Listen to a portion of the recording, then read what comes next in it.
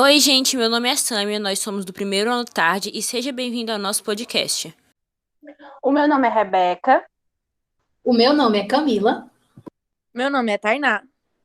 Meu nome é Alessandra. E o meu nome é Letícia.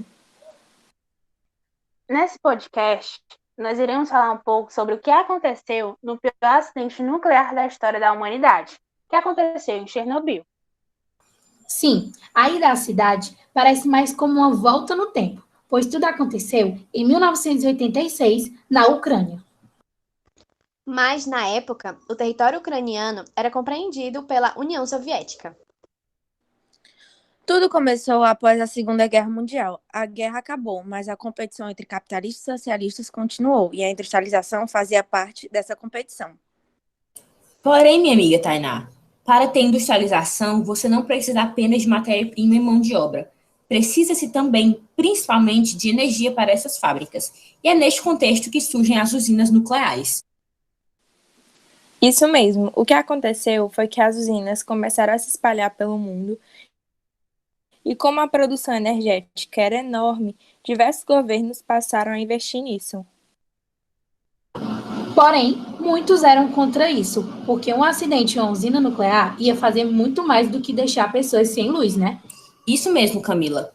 Como o reator dessas usinas possui material radioativo, qualquer acidentezinho ou erro de operação poderia causar um enorme desastre. Pois é, Sâmia, essas pessoas não estavam erradas. Isso continuou sendo discutido e ganhou mais força ainda em 1979, quando uma usina nuclear no estado da Pensilvânia, nos Estados Unidos, sofreu um grande acidente. O que aconteceu, meu amigo ouvinte, foi que um dos reatores derreteu e soltou material radioativo na atmosfera, contaminando toda a região. Porém, os acidentes infelizmente não pararam por aí. O governo soviético, anos antes do acidente da Pensilvânia, começou a construir uma usina nuclear no território onde fica hoje a Ucrânia. As obras começaram em 1972 na cidade de Chernobyl.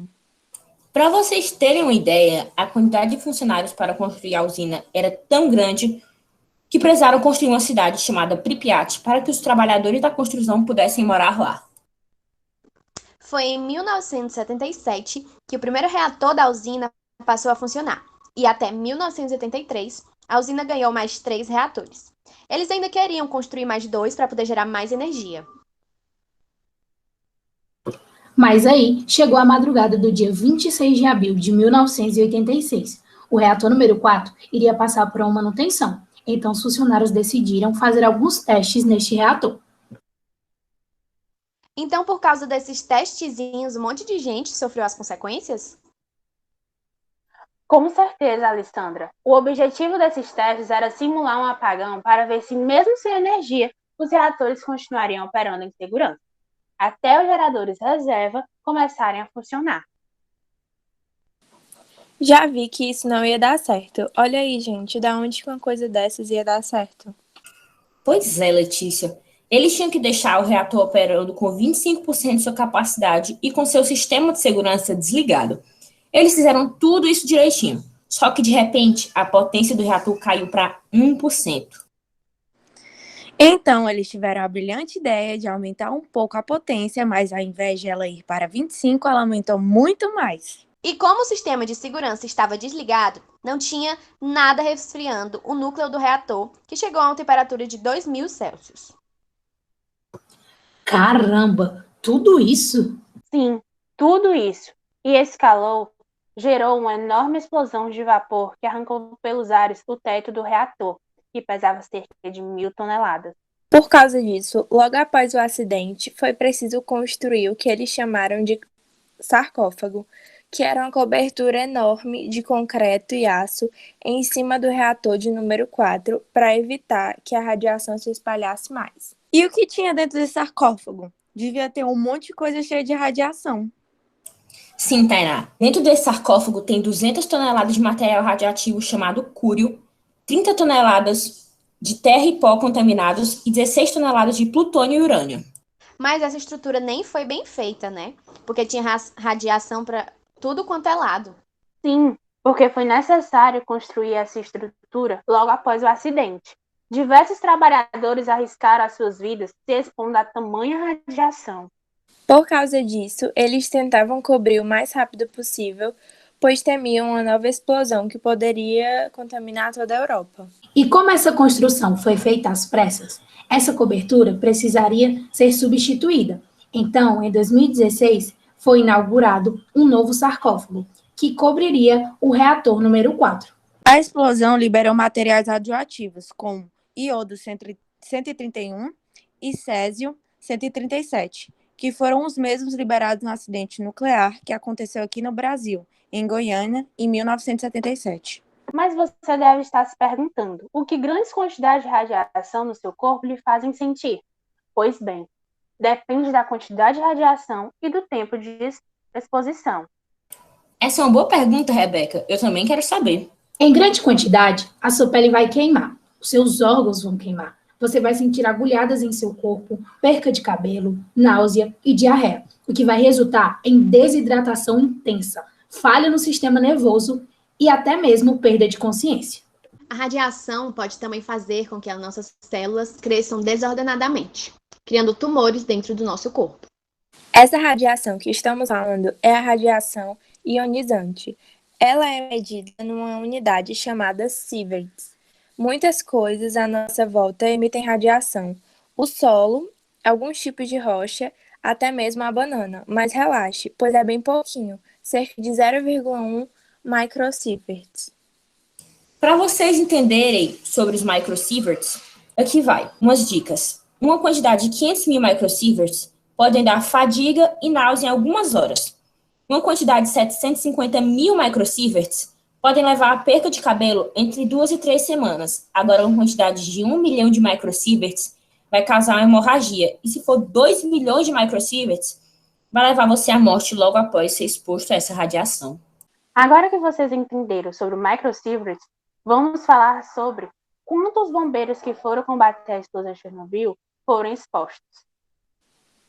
Deve ter sido bastante. Eu chuto uns 500 mil. Eles foram expostos a 100 mil microsieverts por segundo, ou seja, depois de 1 minuto trabalhando, eles haviam recebido o triplo da quantidade necessária para matar alguém.